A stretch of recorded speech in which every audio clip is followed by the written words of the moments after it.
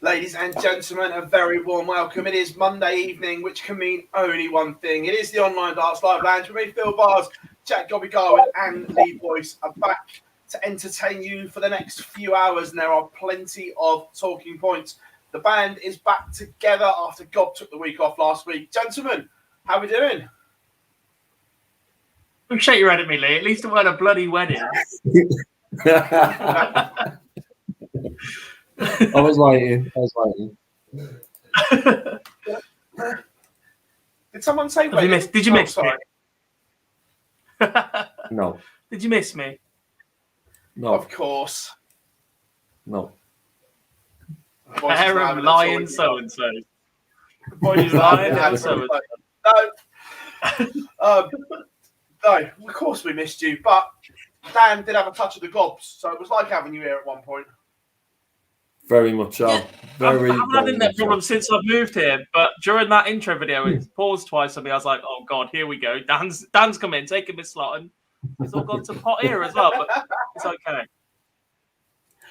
Welcome, everyone, in the chat room. As always, plenty of you in nice and early, which is good. We've got a poll running, so make sure you drop a vote on that. Also, give us a like, as always, because it helps with the analytics, and we show better in search engines and etching ever closer to that mark. It's been a little bit quiet this week, but all units are go, go, go as of now as the darts season starts again. So make sure you subscribe and turn notifications on so you don't miss anything. Plenty going on. We've got the Masters this weekend, then the return of the live league, the Premier League, the World Seniors. It is all go. Next, I'm not going to lie, next week is a headache, but a good headache, boys. You say that now, mate. That's only because you're buggering off. For one interview, might I add. What a terrible format. Well, I may be trying to work some other bits, you know. Fight fire with fire. Yeah, I think Dob Phil's definitely got the easier Thursday. Without doubt. Yeah. Too right. And don't worry, all weekend, Mr. Boyd, we will remind you of that you've had a day off in Cardiff. I'm just going to rock up on the Friday, swan into the Circus Tavern. You all right, guys? How are we doing? You're wearing flip-flops, mate. I'd kick you out of the door. Well, bearing in mind, I haven't seen a press room format to say I can't wear shorts and flip-flops. That's all I'm saying. I'm writing one up as we speak.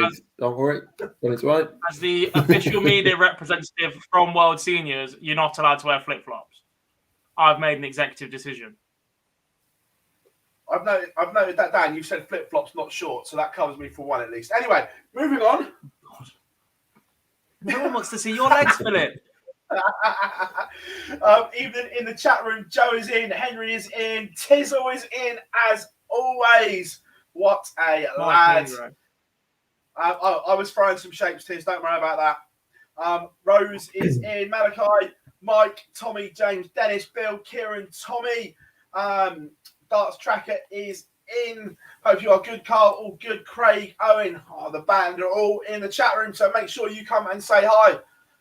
Right, boys, it's a busy time. And some news broke when I was on the way home. Before we take a look at the overall Masters, the news broke that this man, Nathan Aspinall, is out of the Masters due to injury, gents. Now, we commented at the World that injury looked to be causing considerable pain. It is proven so. I dropped him a message earlier. I got a nice reply from him. He said, I'm missing this because I want to try and get right for the Pro Tours. What wise decision, but also how much of a concern, God? It's a massive concern because this injury was about before the World Championships, clearly. It shows you just how much of a weight in the World Championships has because he played in the condition that he's in. If it's still not right 4 weeks after he was knocked out of the World Championships to go again, then he probably shouldn't have been playing at the World Championships. That's a case of turn up and collect the awfully large amount of prize money on offer just for being in the building. And it just puts that pressure on people, and you're always going to get that decision at the World Championships. Any other event, you look at the players and go, right, you should be putting out. The World Championships, you look at it going, go and collect your check. And then it puts the integrity of the event at threat a little bit. Look, if he's not right, he's not right. And he needs to get right because he's defending a lot of money this year and he's going to be dropping down that ranking very quickly. He's already on that cusp of the top 16, I think. So he needs to be very, very careful, needs to get it right as soon as possible. But you can't mess around when you throw it arm. And if it's not right, you can't rush it back because it'll just do more damage and be out even longer. Yeah, no, 100% agree with you on that one. And the news is, it is this man, the African warrior, Devin Peterson, who will now play Luke Humphreys. And again, I mean this with the greatest of respects, but Luke Humphreys will enjoy this draw change. Yeah. However, with the Aspinall injury coming into it, he wouldn't have been too disappointed with the draw in the first place. So we will be happy with the change, but I don't think he'd have been too... There's a lot tougher draws in that first round that he could have had, I think, than Aspinall. Like I say, Aspinall normally maybe not, but Aspinall injured. And as it's not something that was a surprise as much as it would have been if someone else drops out, and touch wood, there's no one else. But it's an opportunity for Devin. He spoke a lot. He come on here just before the World and says that his throw was getting better. It's an opportunity now for him to show that. He didn't really show it at the World, so hopefully he can push Luke. But yeah, Luke will be happy, I think, with the initial draw and the replacement, and fancy his chances of, going into that MVG clash, which should be a top day if you can get through it. Yeah, also, God, though, but for a late replacement, what's this like? Because I'm sure Devin, look, we know he practiced meticulously and he plans everything in his career. His focus and prep would have been all for those first Pro Tours. And to get the late call, I'm pretty sure that his game isn't going to be where he'd want it going into a TV tournament. Look, he's never going to turn down the chance to play in a TV tournament.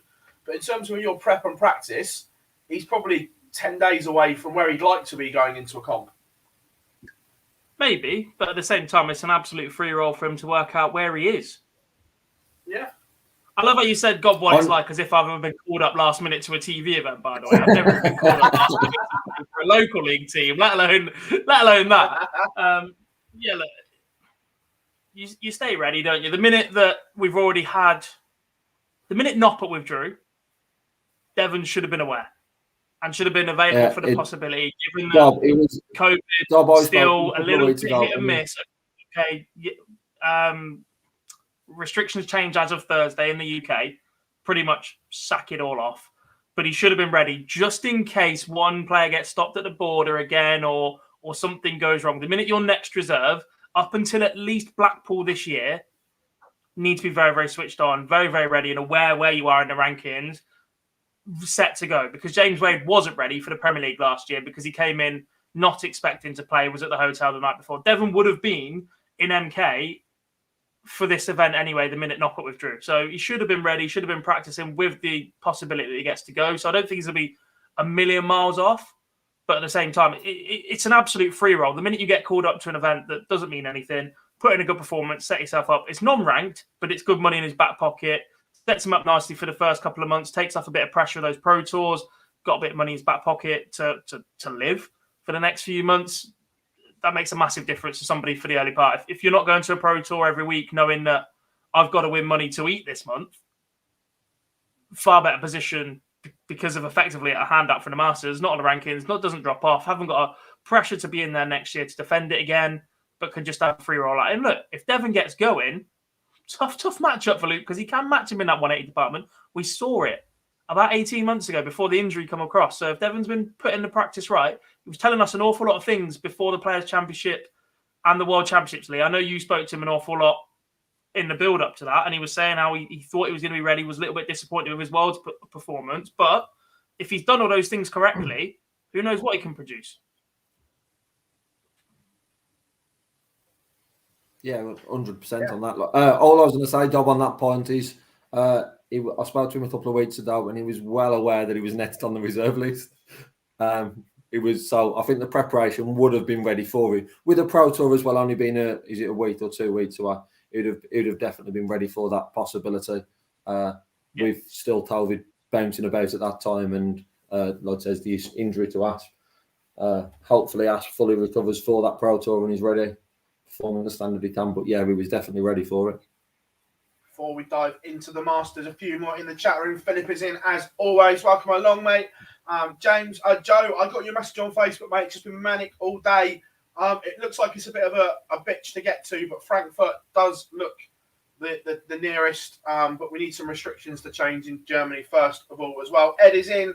GWN, welcome along. Nell says Snakebite. Andrew says evening. Hope we are all good. So from there, gents, of course, the 2022 PDC season gets underway this Friday in Milton Keynes. We're back to the Marshall Arena. So the draw is out. The seeds get a little bit of respite. They get to put their feet up on the Friday, which is always a plus point for them. And then we jump straight into the non-seeds getting underway. Initial standouts, boys.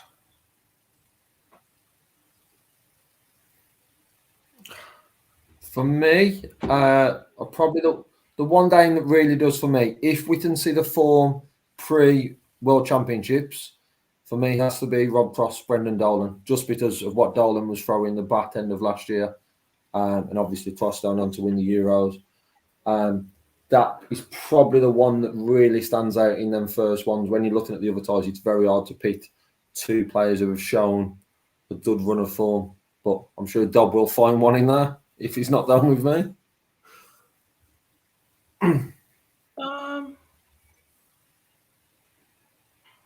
I like the bottom game, the Cullen Gurney game. I like that. Yeah. And I like Ryan Searle, Mervyn King as well. I thought they both went into the World Championships with a lot of attention on them for different reasons, different performances, nice part of the draw, etc. Didn't quite come off or go as far as either of them would have hoped. I don't think either of them played the way that they would have hoped, which would be a little bit more disappointing. And this is a chance to set their stall out for the rest of the year as two players that were borderline top players last year. Yeah, look, I don't disagree. There's a couple I'm also intrigued by, shall we say. One I'm looking forward to. Never thought I'd say this, but for different reasons. Ratajski against Clemens. Ratajski bombed at the Worlds massively, so I'm interested to see how he bounces back. Dimitri lost early in the Worlds. Look, he played well and lost, but it was still an early defeat. And with this, when Barry was dropping bombshells about the Premier League lineup, I still think Dimitri is in the Premier League equation. So, two finals last year and speaks 5 different languages for a Premier League that is going to 2 different cities abroad and looking to expand. Dimitri is everything they've ever wanted in a dart player. He fits the right look. He's young. He's entertaining for the cameras. He keeps all the media happy because he can speak to them in whatever language they approach him in. He's got his dance. He's got his little sellable marketing bit on the side. And he's of slim build. He's of that image that they want to project as dart players. Yeah. So I think the Masters is huge for Dimitri Vandenberg right now as well. Yeah. But let's go through Let's go through these games. Luke says Dimitri should be nowhere near the Premier League. Luke, it doesn't work like that, mate. You have to tick boxes, as we say, for the Premier League, and Dimitri ticks every single one of them. So, and he also made 2 major finals last year, one of which being the match. Yeah.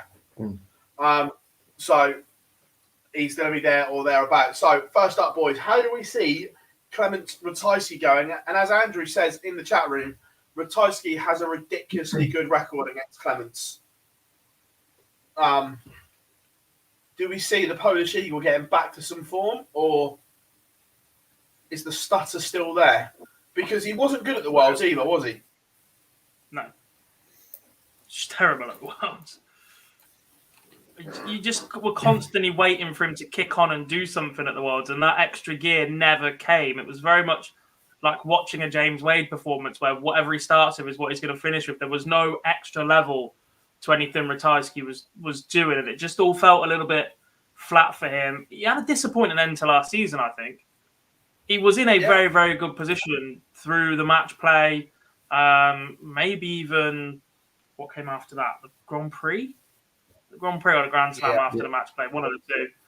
Grand Prix. He looked pretty good up until that moment, and then he had a handful of early exits again, first and second round losses that you just didn't expect with the form that he was in. Finally picked up a Pro Tour towards the back end of the year as well. Surprising that it took him that long, to be honest, but has to set his stall out early. And yeah, look, when you've got a record like that against your opponent, both players will be aware of that, and he needs to make the most of it.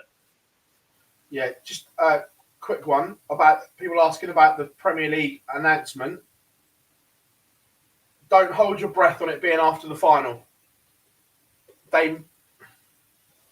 The fact that one's an ITV tournament and one is a Sky tournament, they might announce it on Monday. Yeah, but they announced it at the Masters last year, didn't they? Yeah, but that was only because they stumbled across the final that no one thought. Let's say the final is Peter Wright against Gerwyn Price. That has no bearing on the Premier League selection. No, but on the other hand, let's say it's Rob Cross against Dimitri Vandenberg. Then there's then that might change. But I was just saying, don't be surprised if it's not straight after the final. I'm still not convinced they will. If that was the case, I don't think they would. I still think they'd know then in the back of the mind how important that final is, but I'm not convinced they'd then announce it. I'm assuming, as one broadcaster would say to another, obviously to PDC, that we don't want our big announcements being on a different channel. But they did it last year, and it worked brilliant for them. They did last year, but that was the last. I genuinely get the point that when they talk about other events as well, ITV are more than happy to acknowledge what's going on Sky. It seems to be a little bit of hesitation the other way around. Oh, agreed. No, 100%. You're right there. God, 100%. Jackie, Mason, all that openly reference every tournament that goes on completely. Yeah. But moving on, another two players that again after the Worlds clash in an opening round tie when they need a result. Chizzy against Bunting. Again, intriguing because both need a result, and I think Phill both need to start the season well. Look, Chizzy's slump in the rankings is there to see, and needs to kickstart his season well, Boise. Yeah, well, I am slightly worried about Chizzy this year, and I worried on into this one. Like I said, there's probably some draws in there that you would. He's going to fancy his chances down into it against Bunting, but I am a bit worried about what Chisnell will do at the early stage of this year. And I can see Bunting coming through that one on Friday night. I think he can just edge him, get the better of him. And there's a lot of pressure then on Chizzy to perform at the Open Pro Tours. There is anyway. This aside, obviously, that's where the ranking money's going to be. But I do worry this year about Chizzy, and that start is absolutely crucial. So if he could get a win or two here, it would put him in the right form. But I struggle to see. I think Bunting will get the better of him. Well, I've just looked. He's defending 188 grand, 65% of all his ranking money this year, Chizzy. The fact he won 100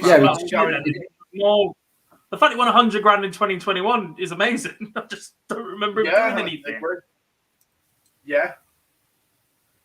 But how do you see it going? Bunting or Chizzy? Bunting for me. Right. Yeah. Right now, I think Stephen Bunting's the better player. I think we've seen him go deeper more often. The runs at the World Championships and the World Match Play in recent years. I'm a little bit stuck between what Dave Chisnall does next. I don't think he has the weapons to go on and win a TV event. I'm not sure how long you just sit around as a mid-table player defending, sitting in that top 16. Still, don't get me wrong, he's earning very, very good money. The fact he's defending 188 grand and earned 100 grand last year is still a very, very tidy way to make a living. But I'm just not sure what's next for Dave Chisnall. I don't think he's going to break back into the World Cup side anytime soon. I'm not sure he's going to be in the top 2 for the England team at any point. Yeah. No, look, it's an interesting one. Right now, I think Bunting is the better player. I agree. I think Bunting edges this one. Then the one gob that you loved the look of, Ryan Searle against Mervyn King. This intrigues me, and I think over a longer format, Searle is the favourite. But over this shorter format, I think it's a coin toss. Potentially. Depends how quickly Merv gets out of the blocks. I think they both had very, very good years last year up until the moment they both lost in the World Championships. And they both lost in, frankly, quite droll fashion. Searle did not show what he's capable of against Peter Wright. Absolutely blown away. High 80s average. Mervyn King was poor against an even worse James Wade. That was a bit of a damp squib. You expect a bigger reaction and a bigger response from Mervyn King as someone who's got that little bit more experience into the final in this event before. But after the way that Searle came on last year and just went up that extra level, getting to the final of the players, I think Searle's just got the edge in this one. And this will make you happy, Gob. I can confirm that Ryan Searle is at Gary Anderson's house practicing tonight and Wednesday. It don't make me happy for Searle because that makes him more likely to beat Mervyn King, but it makes me very happy that Gary Anderson is taking his job seriously this year. Boise, how do you see it going? Yeah, after the World Championships, the days of batting Mervyn King are now over for me. So now Ryan Searle, as Dob will remind me plenty of times of the Wade Merv team quarter final. But yeah, I agree with you. I remind you that, Lee. I just reminded you of the fact that I got 3 out of 4 semi-finalists and the winner. I think we'll move on swiftly. I do agree on the basis of the format does make it a closer game, and I think it will. For me, this probably has 11 legs in it, but I think Ryan Searle wins it. Yeah, James, I love that. Merv the King.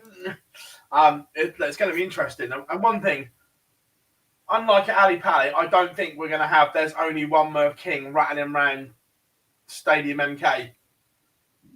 I think there's a chance. Field now. I think it might be here to stay.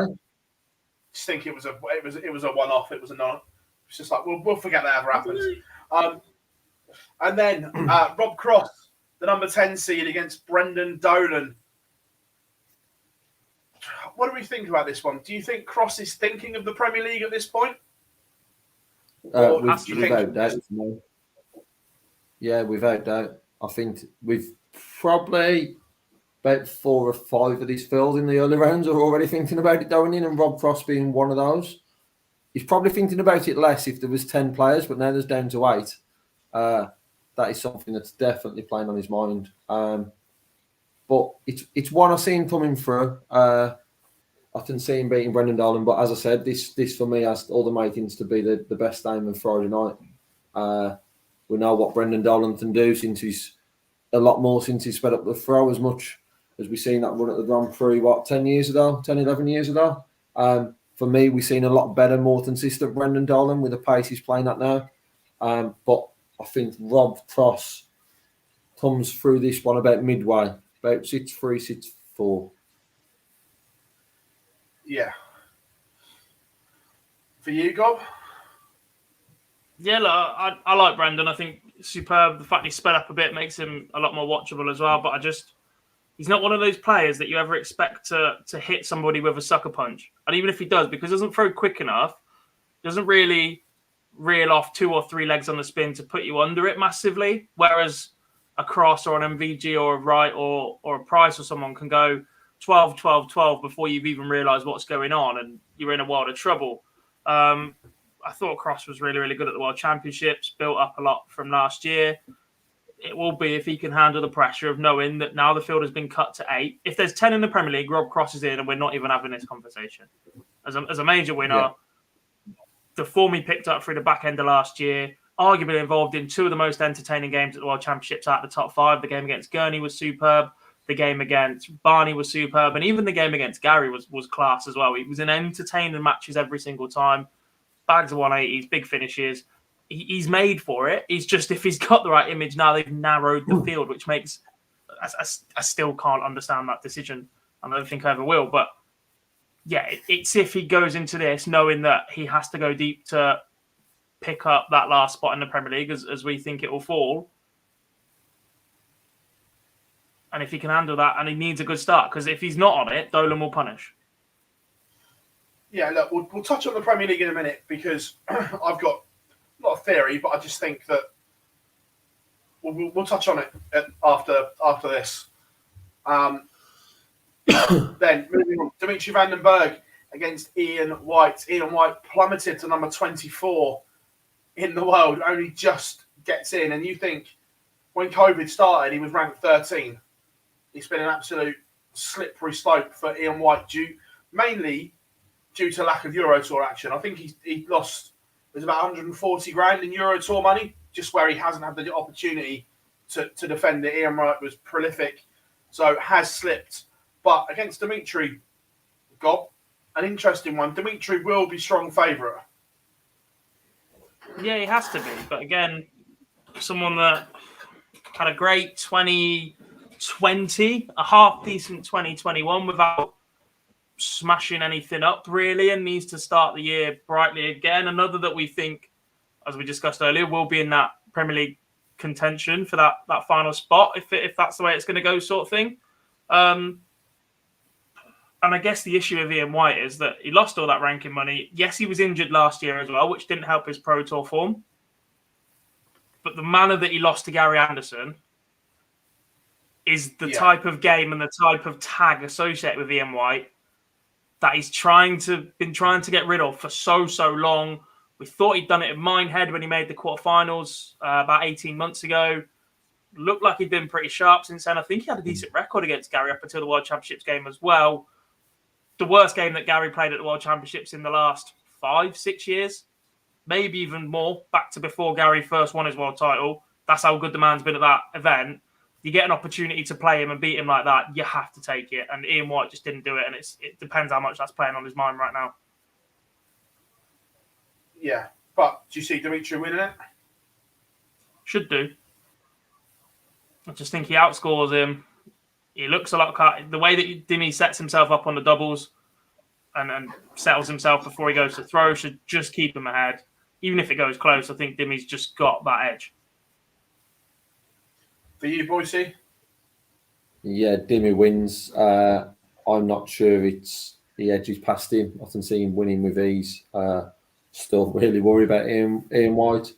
And I think Dimmy comes through it 6-1, 6-2, somewhat pretty comfortably. And then, arguably, the tie of the round, Joe Cullen against Daryl Gurney. And again, after the World Championships, I make Gurney favourite for this one, Boise. Potentially. The difficult thing is, even in the first round of the Masters, so we're not looking at the 8 seeds. And it's hard not to talk about it. I know you're going to come back to it later on. But the Premier League is in a lot of their minds. And someone like Joe Cullen will know that winning this will potentially put him in that 8. So if you look at Joe, look at Humphreys, Dimmy, Prost, those sort of players in these rounds who are thinking that, with, as you're saying, Gurney performing well at the Worlds, Joe not so much, that it probably puts Gurney favourite. There's a lot of pressure on Joe to come through. I think Cullen still gets through this one. but it's difficult to say that it's in their minds from that first start about the Premier League. Probably not as much Derny as it has been previous years, but Joe Cullen certainly. But I think Joe just edges through it, sets up an intriguing game with it being only best to 11 this early stage. But I'm just an edge with Joe, but I don't see all three of us going the same way in this one. Gob? I'm not sure on the Cullen getting caught up in the Premier League, just because he did that last year, and I think he knew that last year going into the Worlds 2021, and he's admitted that he knew that he was one good result away from potentially being in there, and that played on him a little bit.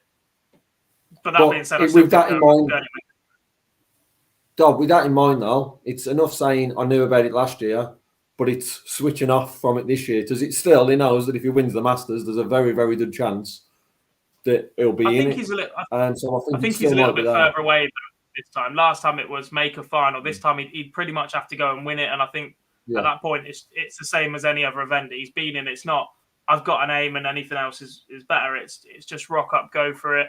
And I just think Gurney looks that there's still the odd moment where he slips and doesn't quite have it in that moment. But I think his scoring looks a lot better and his finishing under pressure looks an awful lot better as well. It's the two main parts of the game, and he's improved on those both massively last year. And I can see him making a run for that top 8 again by the end of this year. Then, Dirk van Dijvenbode against the Boomerang, Simon Whitlock. You think he's out of a tournament, and then all of a sudden, the deck goes his way, and he's back in. Danny Noppert staying at home to be with his partner for the birth of their first child.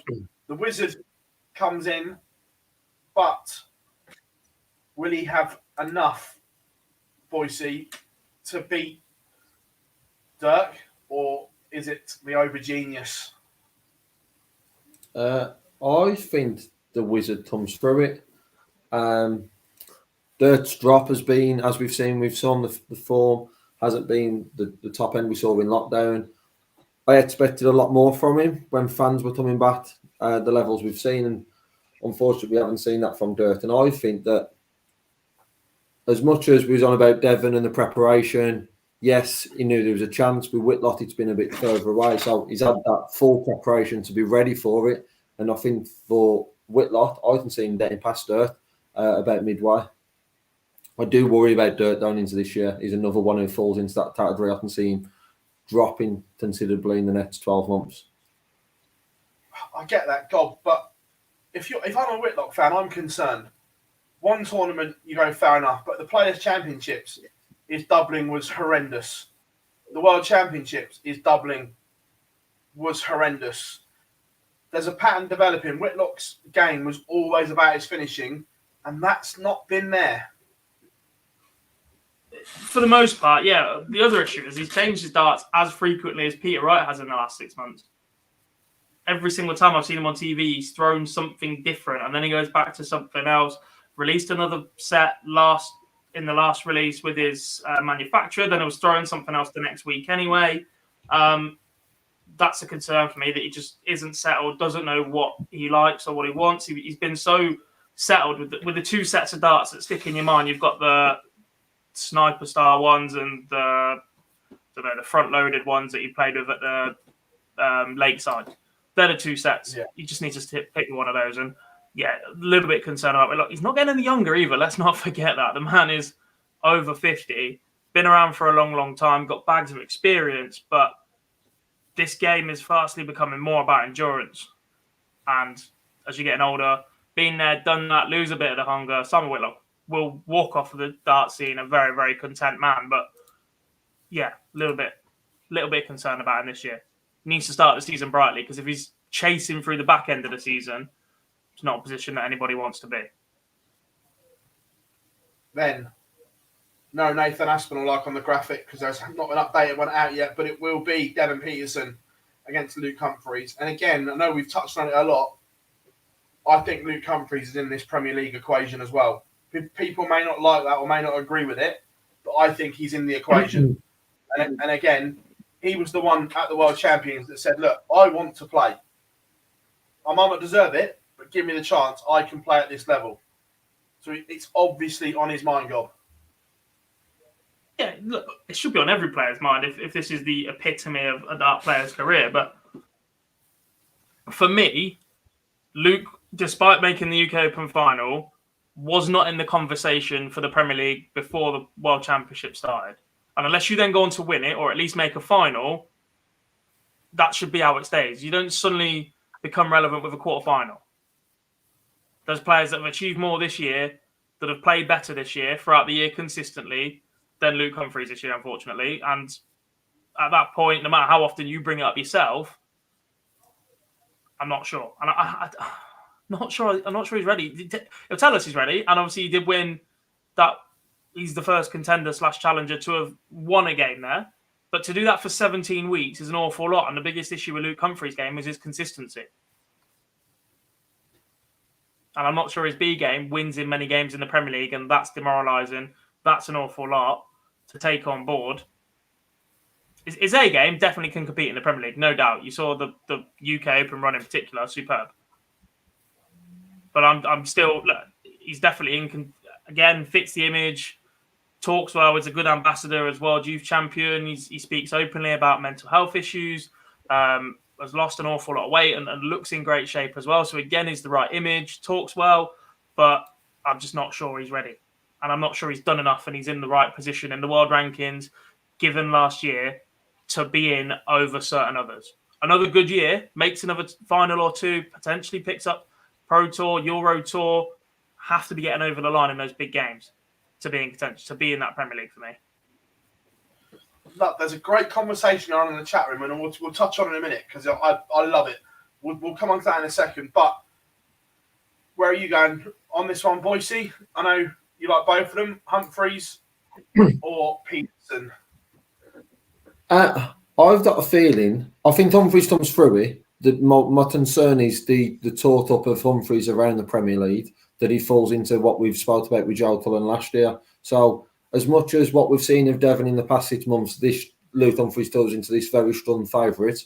I think Humphreys does that over the line, but I don't think it's as easy as what probably both are playing at the moment. I think it'll be 6-4 maybe. I think Devin will push him a little bit, but I think Humphreys comes through it.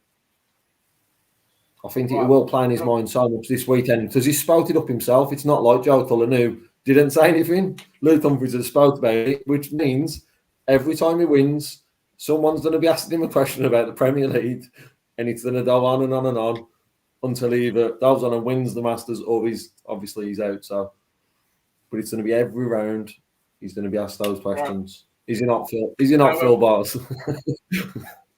You know where we're going from here. I would like semi-finalists, gentlemen, to start with. Who will be your final four? Actually, first of all, while you go in that, also I'm going to say, moving on to the Saturday, God, you must be absolutely fuming that we've got Gary Henderson, Michael Smith, and James Wade all in the afternoon session. Not ideal, is it? Not ideal at all. I mean, it means I can go to bed earlier. Are you busy that afternoon and you miss it all and just watch the night, mate? I'll plan it for the evening. But top half, God, who will be your semi-final lineup? And in the chat room as well, get involved. What is going to be your semi-final lineup? Who will be the final four come Sunday? We've just spent 15 minutes talking about that first round. And the harsh reality is, I don't see a single one of them getting through any of the seeds to a semi-final.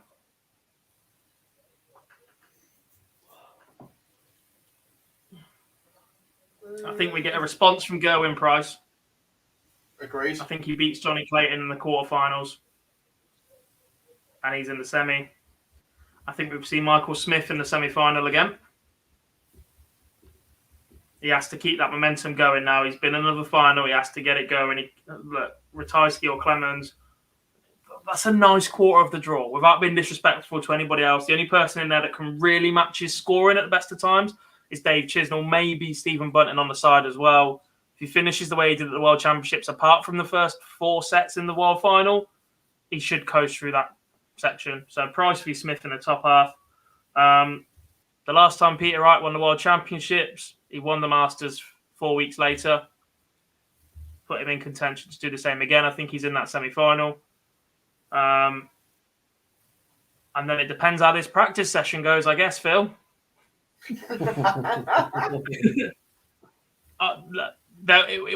I'd be one of the happiest men in darts if Gary Anderson took this year seriously and said, look, I might bugger off in 18 months. I might bugger off in 2 years. I might even go at the end of this year. But for this year, I'm going to get my head down. I'm going to practice. I'm going to play, and I'm going to treat it as a job. I've done it for long enough. I understand in and out. I just want to play darts this. I just want to do that. I don't want to put the practice in. Family's more important. But he could put 18 months in on the board, smash everything, walk away with a shed load more money than if he just turns up for the next 2-3 years where he hates being there, doesn't want to do it, etc. You put the effort in now, you get longer where you can focus on your family afterwards, sort of thing. Or you drag it out for a little bit longer, not wanting to be there for 3 or 4 years until you accumulate a similar amount of money, and then you go, and then you begrudge it even more, and then you've missed more of your family time.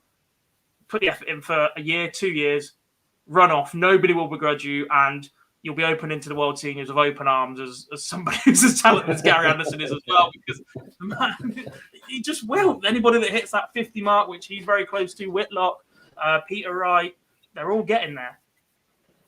Barney, they're so all over 50. Yeah. And those Exactly. 51 gob, he can play it now. Exactly. So, and what's that? An event a month. That's perfect for Gary Anderson if you go at the PDC for the next year or two. Hint, Gary. That being said, he was not very happy, was he? And I think we get a response from the green man, and I think he's in the semi-final. So I'm going Price, Smith, Wright, MVG. Boise. See, I do see a seed coming through. I can see Bunting there in the bearer of Wade, but it's hard to see past Michael Smith. I think Johnny Clayton beats Derwin Price. So Clayton Smith for me in the top. I'm not sure we'll see the same response from Peter Wright as what we saw when he last won the World. I see him coming through his first game. But I think the third section that Rob Frost comes through and he's in the semi-finals against Michael Van Derwin.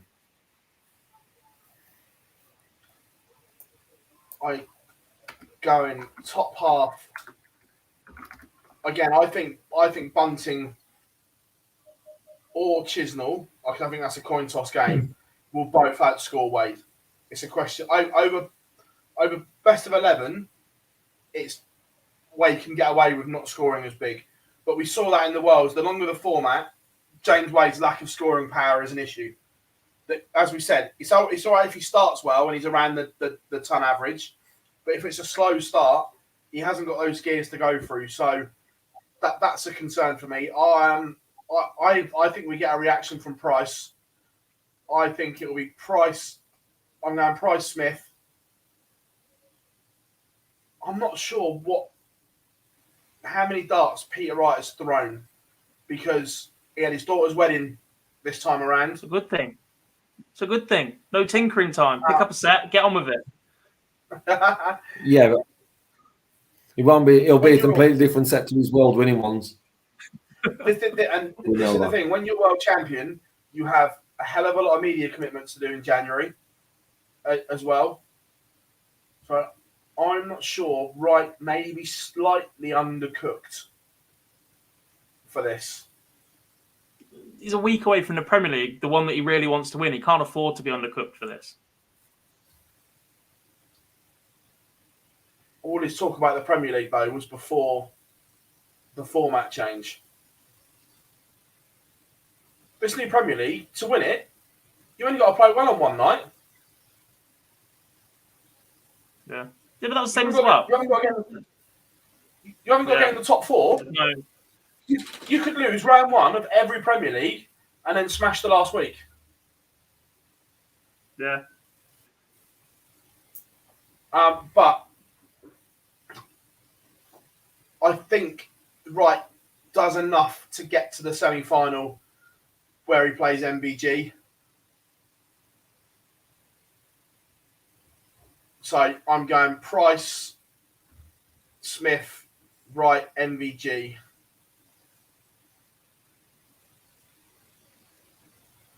So from there, yeah. So from there, finally. You don't sound too happy about that. Yeah, because normally when we go in the same way, it all goes nuts. Terrible. Bad things are about to happen to all four of the named players. Yeah.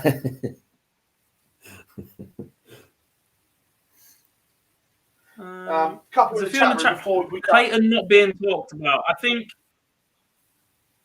it's not we're overlooking Clayton. It's that I think all three of us are going. It's a Price versus Clayton quarterfinal, and this time out we're expecting Price to get the better of him because we're expecting a reaction from Gerwin Price after losing his world title.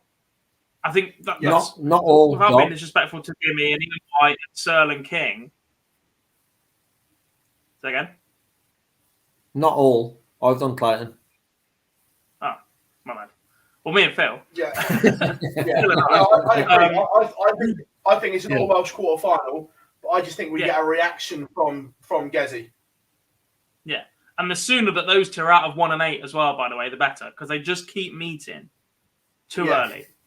For two of the most informed players in the world last year, they just keep meeting too early. It will move very soon, but they'll move just to 2 and 7, so it'll just happen anyway.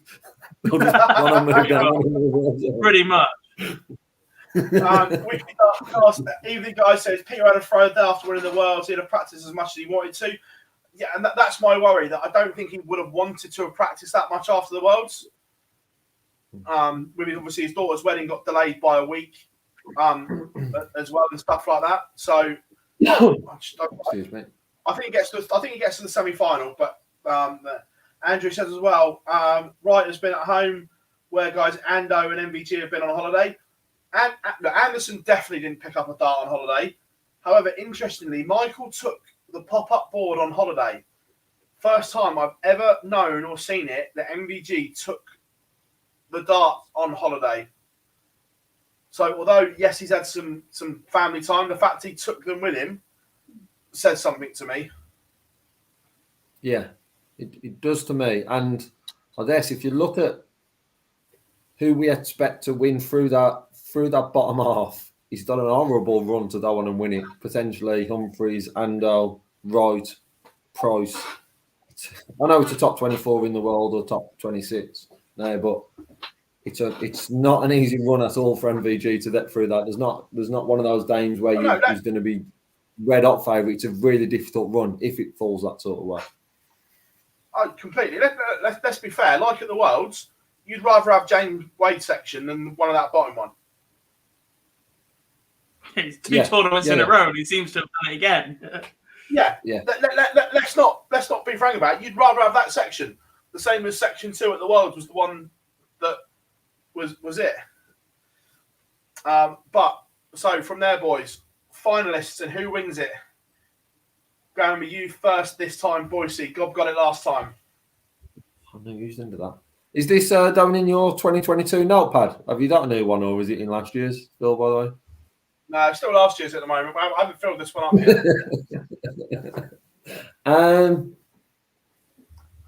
Reigning and defending champion, Johnny Clayton. I didn't back him to win any of his 4 last year. I just think going back to Milton Keynes, where we lifted the Premier League. Won them. Yes, that's probably is the case. However, you'll be pleased to know that I've done Clayton MVG final and Clayton to win, so it means that it's the other way of MVG. But I just think I think he'll be backed well. He seems to backed very well by the fans in Milton Keynes. I'm sure there'll be a lot of Welsh support there for him. For me, it's just all on that quarter final. If he can get through Price, which I'm expecting him to, but if he gets through that one, I just see him then running and going on to lift it then for a second time. But I do see a final where it's not that sort of Premier League handover. I know it's hard not to talk about it down into the Masters with the announcement being the week after. But I don't see anyone in that final with that sort of Premier League hope. I see being 2 of the players we expect already to be on that list. Do you got winner and runner-up? Michael Smith beats Michael Van Gerwen in the final. Why are you being so nice to Phill Bars on the on your first week back? I'm not. Phil's week. about to do exactly the same, and that's an issue. Look at his face. Phil's got exactly the same. I have. I've got Michael Smith to win it.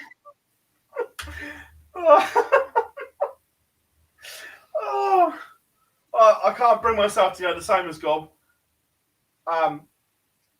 So although originally I had Michael Smith to beat Michael Van Gerwen, I'm going to switch it. I'm going to go Michael Van Gerwen to beat Michael Smith just because Gob beat me to it. But I've got written down here Smith to beat MVG in the final. I genuinely think this is the one where Smith does it. The signs, forget the darts. More importantly, his mentality at the Worlds was like nothing I'd seen from Michael Smith before. His mindset was unreal. Mm-hmm. Yeah. I think, look, Peter Wright he did nothing wrong in that final either. Absolutely nothing wrong. Peter Wright averaged 115 for 10 legs to just take the game away from him at a point where they were virtually level. Yeah. And I just think Smith has to capitalise. He has to keep that run going. He has to come into it going, right, didn't do anything wrong. My opponent just stepped it up. At that moment, we go again. With both of you, I agree on the sense of the Michael Smith we've seen at the Worlds was different to the one we'd seen in the previous final. And maturity is just on to the next level. How he's on stage, not even maturity, just how his persona is when he lost. And like you said, there was just outrageous darts by Peter Wright. I do see Michael Smith picking up a TV one in the first sort of 6 months. Just not convinced it'll be first one straight after the Worlds. He'll come out firing. Still think there can always be a bit of a knock-on from losing that Worlds. But I can see him having a good run. I can see him down deep. But especially into this sort of format, just first attempt for 8, there is he can run into one of them. And it's not that quarterfinals, semi-finals onward sort of thing. It's just going to be such very difficult for him. So I don't see him winning this one, but I agree with you that he'll pick one up early this year. Yeah, weekly darts cast up. There isn't a lot else early. The UK Open can be an absolute. If he gets a nice draw at the UK Open consistently, then but you can have a worse run than. Question being, Phil, we talked about TV titles. He's like Premier League, Week 4, now a TV title. Does he each night's a competition on TV? Funny you should say that. It's a TV title. I guess it's now. I speak to Michael most days on WhatsApp and everything like that, and agreed he is in an absolute wonderful place right now, mentally and everything, and I fully agree. Which is a massive contrast to the last time he lost the World Final. Oh, Christ! I think he'll admit that. He was in bits. It took him so long to get over it. Broken for months. Yeah, completely. I just think the fact he can effectively shrug this one off. He played brilliant for that moment, but I had him for the most part. Yeah. Jamie said, do you think MVG being on holiday will be a bit cold? No, the fact he took the board on holiday with him, like we said earlier, was a huge statement for me. I've never seen MVG take a board or his darts on holiday with him. So that says a lot to me. Plus, this week he'll be working hard with Vincent as well. I'm not saying it's going to be vintage MVG, but I think he'll be ready. Before we move on, there was a great one. There's a great one brewing in the chat room where it was £10 million career earnings or a world championship. Which would you rather have?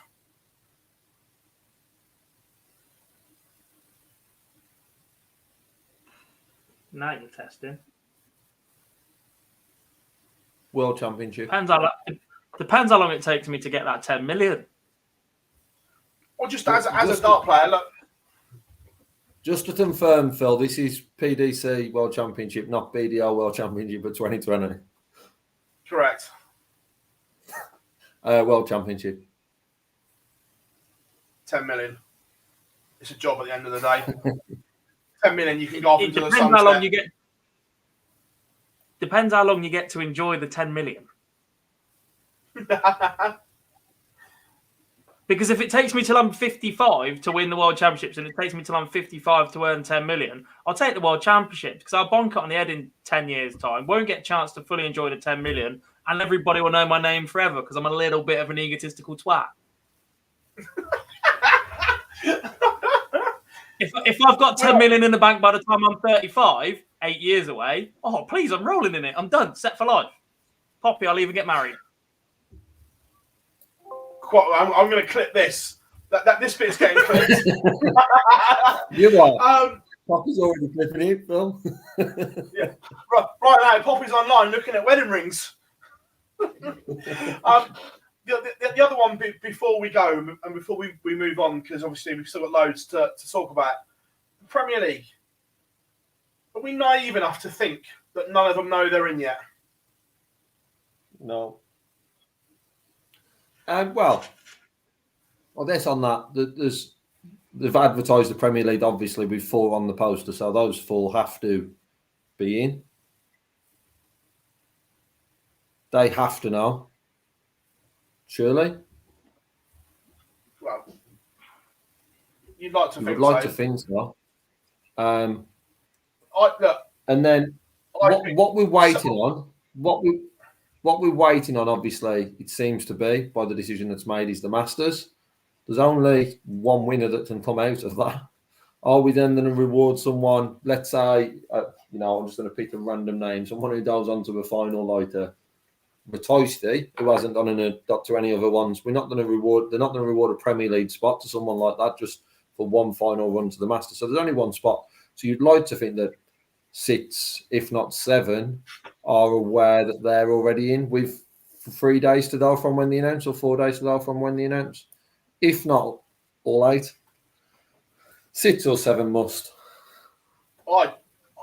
I think 6 or 7 have to know. God, do you think none of them know? Are you still looking at it with those innocent eyes? The 4 have to know.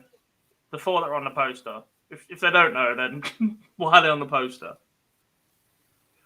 That would be the cruelest thing the PDC have ever done, including not picking Paul Nicholson as a Players' Championship winner after setting a precedent of every major winner ever being in the Premier League. The concern for me is if the players don't know, and there's still a little bit of up and down about this at the minute, but Berlin is week 4. I know all the players have got agents. I know they've all got money. I know they all get appearance fees and whatever. But given current restrictions in Germany, and I'm not sure about Northern Ireland, Belfast, and the turnaround time, and hotels and flights, etc., these guys have to be given every opportunity to go and get that all sourced themselves. Which means as many players as possible right now that are confirmed as in by the PDC and Sky have to know. Just so you know, for the Premier League, the PDC book the players' hotels. So it's just a case of booking X amount of rooms. They don't have to sort their own hotels for the Premier League. Flights. I think 6 or 7, no. I think there's one up for grabs based on the Masters. I just think that if it were on social media, everyone is talking about the 8 it should be based on what they've done this year. I just think that's too easy. That if it was that 8 set, nothing changes with that for the Masters. They'd have announced it when they did the structure change. Yeah, but another point on it. If we are saying it's based on the Masters, are we saying that it's if someone wins the Masters, they are cemented a place in the Premier League? Or does it have to be the players that we're talking about on the sort of edge of the Premier League, the names we've mentioned, so like your Humphreys, your Phill, anyone sort of in that sort of category, potentially Dimmy, those players, does it have to be one of them? Or if it's someone like a Ratoisty or a Clemens, do they then go in? And then is there potentially a James Wade missing out maybe? But he's also a TV champion. So does it have to be one of them 4, do we think? I think that could be an unfortunate consequence of the situation they're putting themselves in. After every So conversation, every single thing we've been around, what are there? 24 players in the Masters, 10, 12, a genuine conversation for the Premier League. The only other person that was ever anywhere near that conversation is Fallon. Disappointed against Steve Beaton. Didn't pick up her tour card. There's a lot of the way that certain outlets have reported about her that have just meant there's been quite a big backlash by your regular darts fans. You're still attracting the attention of people that aren't normal darts fans, but there's been an awful lot of backlash from people that have been in the sport or been fans of the sport for a long, long time now. And I think that they may have gone just that little bit too far during Q School. That just means that selection is untenable right now. They just can't do it. For Fallon's own health, it's just not fair on her. Great opportunity, great experience. Yes, she's the most marketable. Yes, the face fits, etc. But they just can't do it now, given the reaction, because they pushed it too much and pushed it in the face and have effectively taken their reporting to a level where nobody else exists because of how marketable Fallon Sherrick is, and it's done the opposite. It's done more damage in the last couple of weeks, and it's absolutely not her fault at all. I just think, going back to what you said, Boise, I just think that if someone outside the conversation won the Masters, they wait until after the final, whether that's straight after the final or Monday, and announce it, and that player that wins the Masters is then not in the Premier League, it opens up a whole other can of worms of why bother waiting until after the Masters then? Are they going to be bothered about that? Not sure they are going to be bothered. But if they've got 3 or 4 players in mind and they're waiting to see who goes the furthest, or if one of them goes on to win this, it's an awfully big risk that they're going to end up with somebody in a position to... Look, Johnny Clayton won this tournament out of absolutely nowhere. It was a happy accident. It turned out very, very well. If Johnny Clayton had won this, or Mervyn King had won this last year, bombed out and got beaten before Judgment Night, would have been terrible. Yeah. The weight puts them at risk of forcing a hand that they don't want to go down. Yeah, I just think that... I'm not... Go on, boys. All I was going to say is I'm not convinced if that's the case. I'm trying to pick someone out who wouldn't, for marketability reason. Seed number 24 is probably the perfect one. Ian White. So we're not looking at someone like Clemens, where we do about Germany or anything like that, or Devin, South Africa, and that sort of thing. A British player, Ian White. Is he going to bring more people on the seats? The answer to that is probably no. Is he someone that the PDC wants in the Premier League? No. If their hand is then, he then goes on and wins it, goes on and wins the Masters, I still think the PDC will make the decision that Ian White isn't in the Masters, and they pick their 8, because as much as it will open up a can of worms, come probably the Thursday, maybe the following Thursday, that's probably forgotten about, more than someone going in like Ian White, not in any type of form other than, obviously, if he then goes on and win the Masters, to potentially have a difficult 16 weeks. I think there's probably 14 players who can go in the Premier League. That even might be too many. But I'd say about 14. If they then go and win the Masters, obviously you've already got the 6 in there. You've probably got another 7 or 8 who then to be in the mix. But there's some names, even if they win it, for me, just don't get in. I think either way, someone is going to join a very unwanted Paul Nicholson club.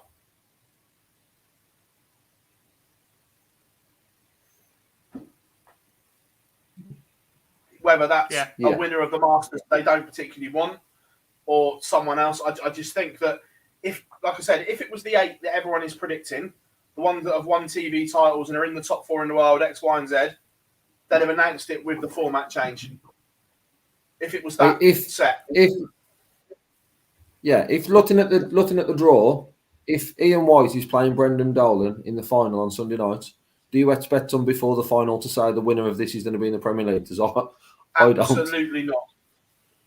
Absolutely not. So that's not no disrespect to either player, but I think the plan's already decided of who's in the Premier League. Obviously, with the potential, if this person wins the Masters, they go in. but I think probably the mapping is already sort of set out of who that 8 is, with the potential of someone winning the Masters being in that category of just outside. Just make the Premier League the top 8 or 7 plus the reigning champion, and then everyone knows where they stand. Yeah, look, I don't disagree with that, but the problem is as soon as broadcasters have a say, which whether people like it or not, that they do. Barry said that with Fallon in the World Series when 2 years ago when she won the first games, he came on and went, she's in New York. 2 days later, the broadcasters from Australia have been on, they're paying the money, they want Fallon in, so she's going. He come out and said that. So in the non-ranked stuff, broadcasters do have a say. Whether that's right or wrong. I genuinely don't mind that in the World Series, and I've never minded that in the World Series. But the Premier League, as I keep saying, has always been marketed as the best of the best going up against each other for 16, 17 weeks long. That's not the case anymore. At that point, change the way you market the event or combine it with the World Series or something. You don't need both. You don't need 2 big travelling exhibitions. Get the players playing for regular prize money that goes on their rankings and get as many players as possible involved. I don't understand the narrowing of the field in a format that is going to get very, very repetitive over the long. The issue with the Premier League has always been that after Judgment Night, it goes flat. The extra leg that you have to win the match does absolutely nothing apart from potentially fill out the extra 10, 15 minutes a night or per match that the broadcaster needs to make it viable to fill the same time slot it had for the first 9, 10 weeks. You don't really learn an awful lot. You've effectively got 2 weeks that matter in that point, unless you've got 4 absolute runaway players with it anyway, and then you're just waiting for finals. And by then, people have lost interest. And the issue is that if this is your biggest selling event outside the World Championship, it's your most marketable and etc. If I don't understand how your best 8 players can't be the best 8 players to be in this event. Because ultimately, the sport is about winning games of darts. The sport is about winning games of darts. The top 8 players will do that more regularly than anybody else. You want to make it more entertaining? Create some daft format. Do something fun and interesting. This isn't the way. Just think, unfortunately, that the best 8 players in brackets at the moment don't tick enough boxes, which is why the issue has come up. Then change the rules of the game. Yeah, it was one as well that I mentioned on last week. I mentioned on our watch along for the Worlds. For me, I just hope that we see a not on the World Series. I hope we see some change to the World Series. Even if it doesn't let runs, I hope we see a different feel, different opportunities. Yes, we see the odd 1 or 2, but even some of those that just don't feel right. But I hope we see a not on start. The Premier League isn't going to change for this year. I think this will only be 1 year in this exact sort of format. I think we'll see tweaks to it going into next year and the year after. We've just got to put up with the 8. Hopefully the 8 that Pete is right, but what's saying at the 8, the PT is right, as I'm sure my 8. Actually, I'm 100% certain that my 8 is different to what Dobbs' 8 is, and it's probably different to your 8, Phill. So it's what's saying the right one is. But they've put themselves in this situation by reducing that field from 10 to 8. There's names we're not even talking about now. So, like it was mentioned in the chat about Premier League champion should be next year. The Premier League runner-up and most 180 isn't even in conversation. Does that reduce down to 8? If it was still 12, it'd probably be in that conversation, whether you like him or not. It would be in that mix. But you say 8 are different. I think if everyone is picking the 8 that deserve it, everyone's 8 will be the same. Because it's easy. There's no wiggle room. The 8 that deserve it, I think, are going to be most people's. Are going to be the same off the last year. Anyway, enough talk of that. Let's move on. This is going to cheer Gob up immensely, this next one. Wait, before we do, we asked everybody the poll question about who would win the Masters, and they've responded by saying other. 33% has won. Told you this in our little room. We said this pre thing that other was going to win. Well, that does include Michael Van Gerwen, given, and 2 of us have backed him for a final. But arguably, after last year, Peter Wright, Gerwin Price, and Johnny Clayton are more likely to have won a TV title this time out than MVG at the moment. So he couldn't be the fourth. Depends on who else everybody else is back in. Maybe Rob Cross is involved in that. Let us know who you've got in that other bracket if you voted other, and we'll come back to that in a little bit. And remember, if you haven't yet, please make sure you drop us a like and subscribe to Online Darts. Plenty of action coming up. But Gob, it's been busy times in the World Seniors. But the Joker is in the house. John O'Shea, how we are doing, mate? Hope you are good. Busy times for the World Seniors. We'll start with the draw. Not going to lie, no live draw was disappointing. As always, I've panned plenty of other organisations for this, and my opinion doesn't change. Should be done live. But we do have the draw. So the prelim games sees Peter Manley take on Dieter Hedman, Tony O'Shea, Kevin Painter, Robert Thornton, Bob Anderson, Paul Lim, Dave Prince, Les Wallace, John Walton, Terry Jenkins, Roland Shelton, Alan Warren Little, Larry Butler, Daryl Fitton against Richie Housen. So go through and play the seeds. An interesting time, so potential matchups, Scott, that look, everyone wants to see Taylor and Manley back at the tavern. But they do. That's not a gimme, because Dieter is playing regularly and playing some good stuff. Yeah, I'm not sold that we see that. I genuinely think Dieter causes an upset in that one. I think she's playing at a very, very good level, far more consistently than Peter. And after hearing Peter in his one interview speaking about this, it sounds like he's going to put about 3 weeks of practice in, which means he should have just about picked the darts up. He has. He was at said wedding reception last night and practice has started. Good. That fills me with a little bit more confidence. It'd be interesting to see how many mind games Peter tries to play in that first round and if he just goes straight to embrace it or if he's hoping for that Taylor matchup to do so. His words are, I've been very quiet on social media. If I come through Dieter, then it begins. I absolutely don't mind that. But if he could start doing a little bit of it now so I can build it up and build a little bit of a rivalry through the Twitter, it would be much appreciated, Peter. Let me sell something. 24 hours to sell, Dob. That's it. Just 24 hours. Yeah. Not even that. By the time that he plays Dieter and plays till second round. The fireworks are going to start. And then either Kevin Painter or Tony O'Shea will play Wayne Warren. I see Kevin Painter coming through that one, and that's a really intriguing tie between him and Wayne Warren. Yeah, that's a tough little section of the draw, though. 3 very, very steady players, but I do give Kev the edge. And dare I say it, I've got the man to make the semi-final. Then Robert Thornton or Bob Anderson will play Trina Gulliver. Again, an interesting prelim game. Bob Anderson still plays actively league darts. Robert Thornton at Q School and the Challenge Tour. When it was good, it was exceptional. When it was bad, it was bang average. And from what I understand, Peter Manley is going to wait until after he wins the first round to do his talking. From people that were in the venue at the weekend, Robert Thornton is already telling people he's going to win this event. Interesting from the Thorn.